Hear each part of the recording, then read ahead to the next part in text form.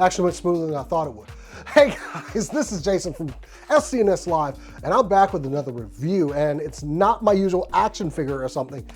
There's gonna be a couple of these big reviews coming up, mainly because we're off, and I had to review this thing. This is Bandai's Proplica Master Sword replica, a 1/1 scale of the Master Sword from The Legend of Zelda. Now, I pre-ordered this thing immediately upon hearing that it was going to be made, and was waiting for it to fulfill on December 2nd, and I found it in GameStop, so I canceled that. But anyway, this thing, if you're buying a gift for a Zelda fan this Christmas, this needs to be the gift. This thing is amazing, comes with a stand, sword sheath, but is it worth the price tag that it comes in at? And it is a hefty one.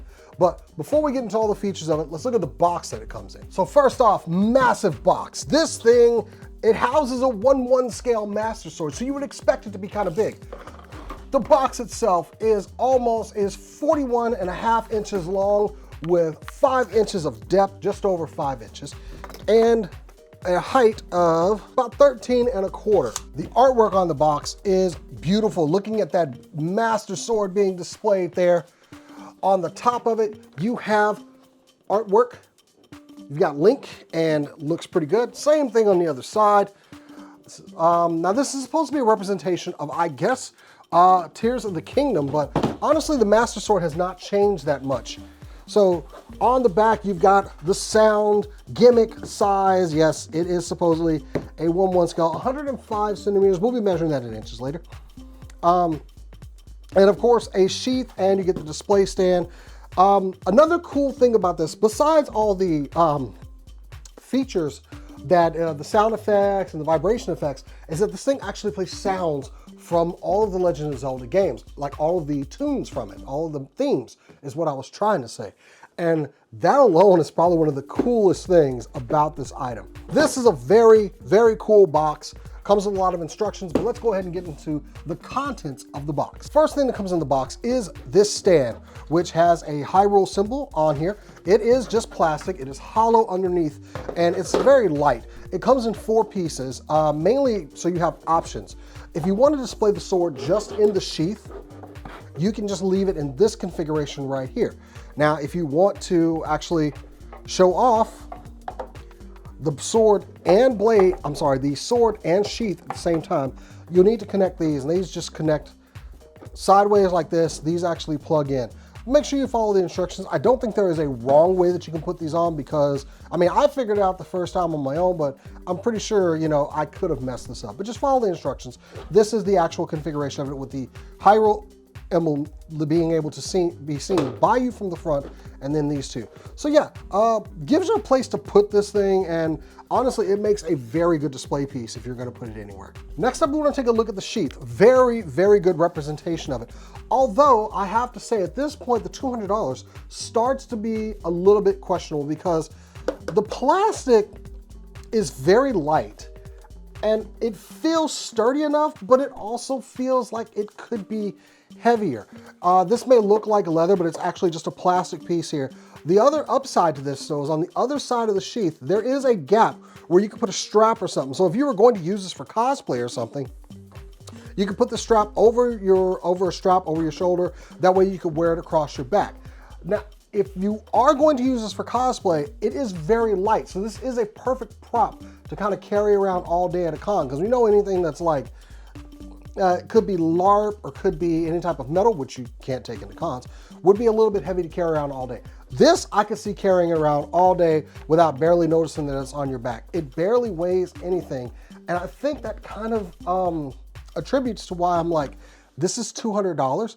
It just feels very hollow. I mean, it is a sheath, but understand what I'm saying. This is a $200 item, and this feels just kind of a little cheap, but I do like it. As far as representation of the actual sheath of the Master Sword, it is very good. The colors are very nice. It's not a lot of paint on here, it seems. This is all just other plastics being put together. I do like it though. It's very good. Now, moving on to the Master Sword itself, this thing also feels very light. Now, I said that you could carry this around as a cosplay prop all day, and yeah, you could, but also along with that, I do like to do stunts and things with practice swords, and I don't feel comfortable doing that. When I hold the handle of this, I don't feel as though this is going to like take a lot of spinning around or swinging, because mainly inside of here is where you have the battery stored. So to show you that, you have to first take this pommel off, which I will show you a little bit more about that later. And this will take 2 AA batteries, and you have to kind of split it and raise it up. Oh, I got it from the wrong side. So you just kind of split it here at the pommel, and you have this little casing right here. It's got 2 little gnarl pieces on there that slip into these 2 clips. And inside of that is where you will put the 2 AA batteries that it takes. Now, once you take that off, you've got a very, very slender piece. This is just a covering over this part that goes up into the sword. So I wouldn't be doing too much with this. It is supposed to be a prop. It is supposed to be looked at. But if you're just going to carry it around at a con, maybe take some cool pictures, it is a perfect item for that. On the bottom of the sword, there is a power switch, which in the middle is the off position. It has the 2 and the 1. If you switch it over to 2, you get that sound effect. And that's going to activate the sounds on the blade. So with the 2 buttons on the front, you have a standard, just a kind of a sword slash. And on the back, you have one where the beam will fire off. And you hear it hit something. Pretty cool sound effect there. Let's one more time. I like that. Also in this mode, holding down the buttons over here will actually produce a different sound effect. Holding this down, you'll get the sword charge sound. And then one more, and as soon as you let it go, you get the spin. Holding down the bottom one will get you the flurry attack. And of course it vibrates throughout all of that. Now, if you were to hit this multiple times, the sword goes into an awakened state. So, also when I'm hitting this button, it's vibrating, so. Now the sword is in an awakened state, and you're going to get additional sound effects, and the sword is going to vibrate with a little bit more intensity. So you have your standard sword slash now, and then you have the one where the beam fires off. Now, if I was to hit this a couple more times,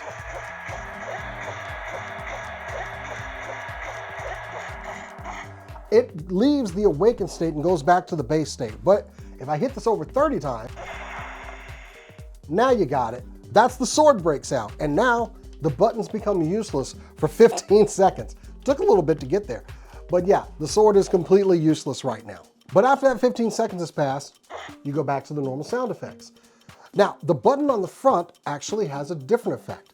It plays the Zelda's Wish song.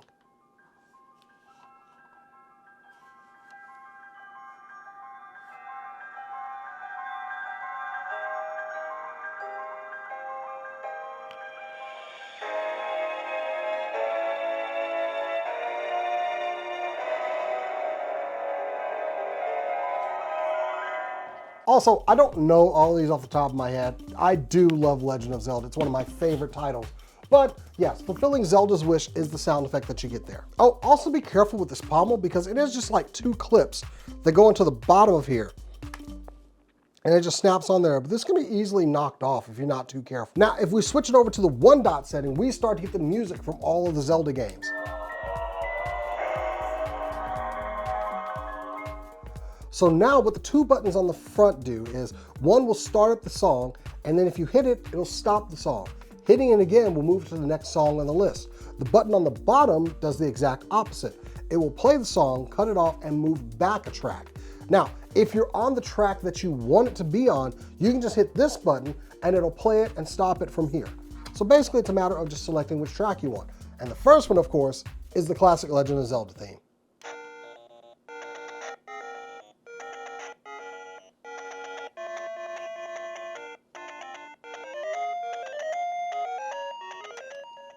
That's the jam. All right, then we have Link to the Past.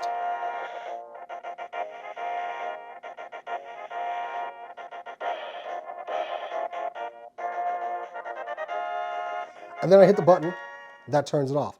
The next one of my favorites, Link's Awakening, when you get the blade in the game.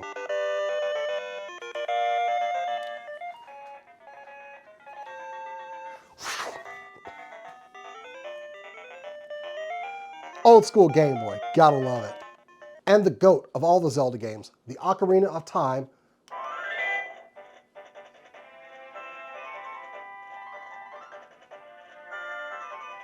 Now that's the Hyrule Field song, but yes, I just love hearing it through this dang sword. Next up, Wind Walker, the Great Sea Song.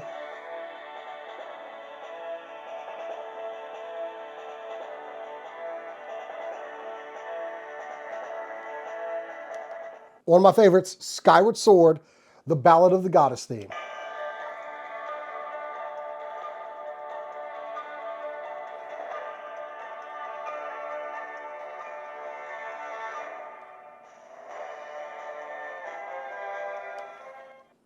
And then, of course, the Breath of the Wild main theme.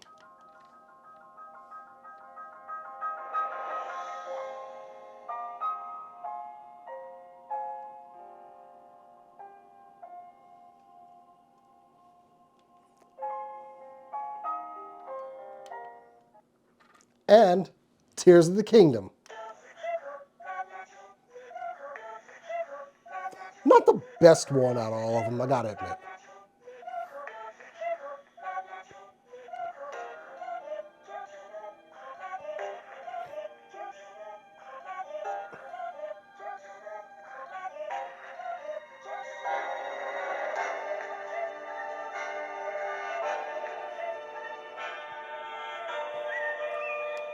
And then, of course, you're out of the theme, so if I hit it one more time, we go back to the original song. So then if I hit the button on the other side, that stops it, and it'll go back to playing. So whatever it's set to, this button will now play it and stop it. Now, one thing to remember about this, because this will be a downside to it, is they actually warn you, be careful putting this in and out of the sheath because you could scratch this. I do like this pearlescent paint that they use on the edge of the blade, and then you've got kind of a more flatter right here. And not to mention the Triforce emblem right here. I love the blue and the gold, the green on here. It all looks so good in its presentation. But they do warn you when putting this into the sheath to be careful because you can scratch that paint. There's nothing inside protecting this. I almost feel like there should have been something in there just to keep that blade from getting scratched up. Also, when this goes in the sheath, it does not lock in. Nothing on here locks. Do not try to force this into the blade, into the scabbard either. It does not lock into place. In fact, I think these two pieces actually prevent it from going too far into the blade, so too far into the scabbard, which they may have done to kind of protect some of the paint. But if you're wearing this thing like as part of cosplay, it's usually going to be held in the up position, so you don't really have to worry about that. But as I'm moving this around, it's rattling in there. So I don't know what kind of problems you would see if this thing started to scrape or scratch against anything. So just be careful with it if you're using the scabbard. Even then, you could hear it kind of do a little bit of rub on there. So I would be very careful with it. Well, that is it for me, guys. This comes in at a hefty price tag of 200 bucks. But if you have someone that loves Legend of Zelda and you're looking for a gift for them, this is the perfect thing to buy them. I gotta say, I like what I'm getting here. And yes, at 200 bucks, a little bit pricey, and I don't feel that the quality of the workmanship is quite worth that. But overall, I do like the blade, and I think this would be a great item if you're gonna do cosplay and carry this around all day. Anyway, guys, I'm Jason the X. Make sure you like this video, subscribe to Super Cool Nerd Show, and we will see you guys after the break. And until next time, keep on nerding.